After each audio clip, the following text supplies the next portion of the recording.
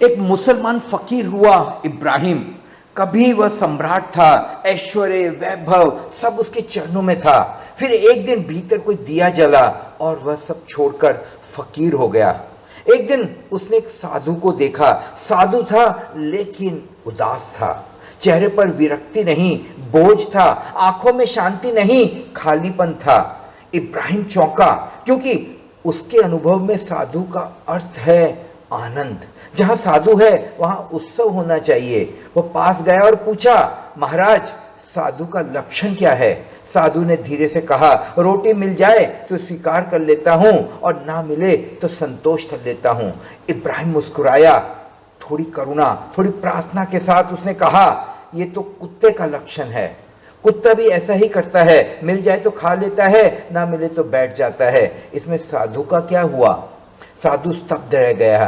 पहली बार किसी ने उसकी साधुता पर प्रश्न उठाया था। उसने पूछा, तो फिर आपके अनुसार साधु कौन है? इब्राहिम ने कहा, साधु वह है जिसे मिल जाए वह बांट कर खाए और ना मिले तो नाश कर धन्यवाद दे परमात्मा को। मिल जाए तो अकेला क्यों खाए, बांट दे, लुटा दे, बहा दे, क्योंकि जो स्थिर है वह गृहस्थ है, जो बहाता है वही साधु है। और जब ना मिले तो केवल संतोष क्यों, संतोष में भी एक उदासी छिपी होती है। ना मिले तो नाचे, गाए, धन्यवाद दे, आज परमात्मा ने मुझे तपश्चर्या का अवसर दिया, आज उपवास होगा, यह भी उसका प्रसाद है।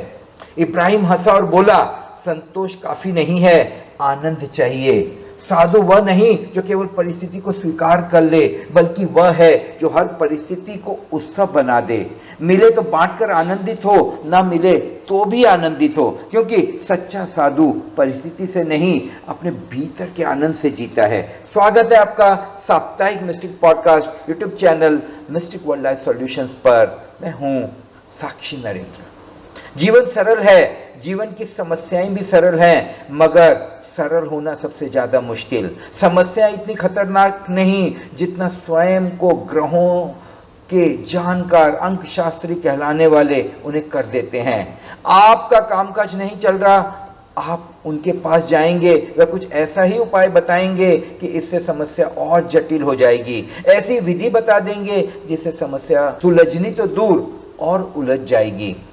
एक आदमी को सर्दी जुकाम था, बहुत दिनों से था और बार बार लौट आता था।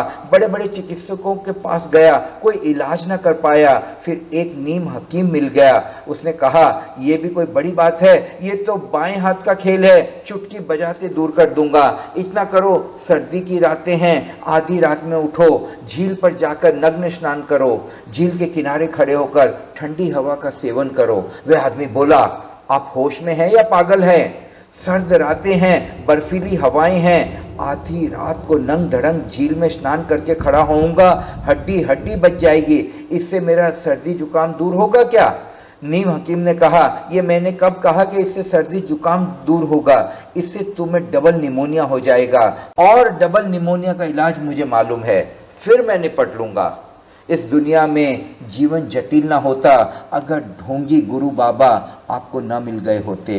उन्होंने सर्दी जुकाम को डबल निमोनिया में बदल दिया है। समस्या का समाधान सरल था, मगर वह हैं कि उसे बढ़ा चढ़ाकर बताकर उसको उलझा देते हैं। ऐसा कोई घर ना होगा जिसमें वास्तु का कोई दोष ना हो, मगर आप वास्तु के जानकार के पास जाओगे तो ऐसे ऐसे दोष निकालेगा कि आपको वहम हो जाएगा। आप ये मानने ही लग जाएंगे कि मकान में वास्तु का दोष है, और फिर शुरू होगी एक ऐसी दास्तां जो आपकी जेब खाली कर देगी। समस्या आपकी अपनी व्यक्तिगत है तो समाधान आपके भीतर से आएंगे, ना कि बाहर से। गीता जी ने कंठस्थ है, रामायण की चौपाइयां याद किए बैठे हैं, बाइबल या कुरान या धम्मपद सिर पर ढो रहे हैं। इनसे तो सत्य बहुत दूर हो गया है। सत्य तो हमारे जीवन का सार है। सत्य बाहर नहीं है, भीतर है। वेदों में नहीं है, पुराणों में नहीं है, हमारी चेतना की सुगंध है। सत्य ध्यान में है। ध्यान हम करते नहीं और सरल उपाय ढूंढते हैं, और इसका फायदा उठाते हैं बाहरी लोग। भीतर हम जाते नहीं, क्योंकि इसके लिए तो आंखें मूंदना पड़े। समस्या का हल था आपके ध्यान में, आपके शून्य में, आपके निर्विचार की अनुभूति में, ऐसे क्षण में जहां पर कोई विचार ना हो, समस्या के समाधान का भी विचार ना हो, मगर ऐसा करना हमें कठिन मालूम पड़ता है, जबकि ये सरलतम उपाय था, सस्ता और टिकाऊ, मगर हमें त्वरित और रेडीमेड उपाय चाहिए।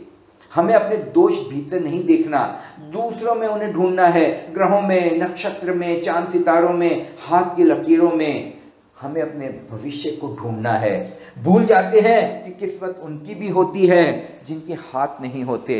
हाथ की लकीरों पर इतना भरोसा मत कर मेरे यार।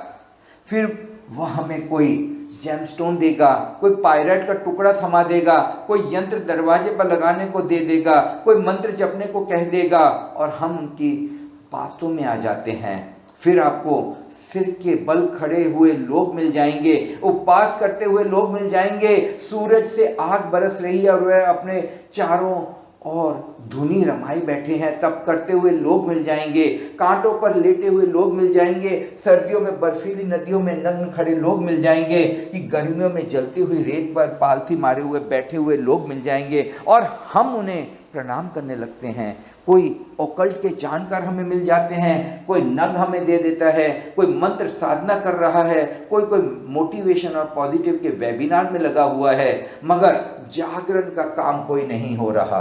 समस्या तो सरल थी मगर उसे डबल निमोनिया कर दिया गया है। नतीजा ये कि जीवन और नार्किक हो गया। जीवन का उत्सव होना चाहिए था, वह तनाव से भर गया। इन उपायों को कर हो सकता था आपके त्वरित धन मिल जाए, मगर वह फिर टिकेगा भी नहीं, क्योंकि ऊर्जा भी तो आपने त्वरित समाधान की करी। त्वरित अगर धन आ भी गया तो त्वरित चला भी जाएगा।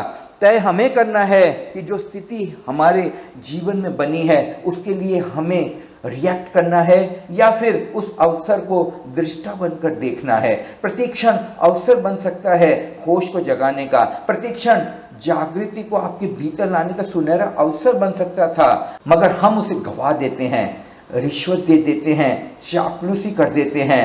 गूगल पर छोटे छोटे टोने टोटके कर सोचते हैं कि समस्या का हल मिल जाएगा। मेरे पास भी लोग आते हैं, कहते हैं कुछ टोटका दे दो, घर में बीमारी चल रही है, कुछ समाधान हो जाए। मैं उन्हें कहता हूं कि ऐसे टोटकों से काम ना चलेगा, इस क्षण को अवसर बनाओ। ये क्षण आपके लिए उत्सव बन सकता है। समस्या आई उसे देखें, दुख हुआ दुख के दृष्टा हो जाएं, विषाद जीवन में आया उस क्षण उसे देखने वाले हो जाएं। अज्ञानता ही दुखों का मूल है, होश समस्याओं का समाधान। सुख को तो कोई भी वरदान समझ लेता है, दुख को जो वरदान समझे वह तपस्वी। जब बीमारी आए उसे भी प्रभु की अनुकंपा समझें, उससे भी कुछ सीखें। जब दुर्दिन आए तो उनमें भी सुदिन की संभावना पाएं। जब अंधेरी रात हो तब भी सुबह को ना भूलें। अंधेरी से अंधेरी बदली में भी वह जो शुभ्र बिजली कौन जाती है उसका विस्मरण ना हो। यही है होश की अवस्था, यही है दुख को आनंद में बदलने का अवसर। जीवन में कांटे भी हैं और फूल भी। फूलों का स्वागत तो कोई भी कर लेता है, कांटों का भी जो स्वागत कर ले वह है साधु। कुछ तुम्हें कांटे इजाद करने की आवश्यकता नहीं है, यहाँ दिन भी है और रात भी। कुछ दिए बुझाने की आपको जरूरत नहीं है। दिन में तो आप प्रसन्न हो, रात का अंधेरा भी अंगीकार कर लो। रिएक्ट नहीं, इग्नोर करना शुरू करो और देखो कैसे जीवन रूपांतरित होने लगता है। आज के मिस्टिक पॉडकास्ट को आपने सुना और मुझे सेवा का मौका दिया, उसके लिए आपका हृदयपूर्वक आभारी हूं।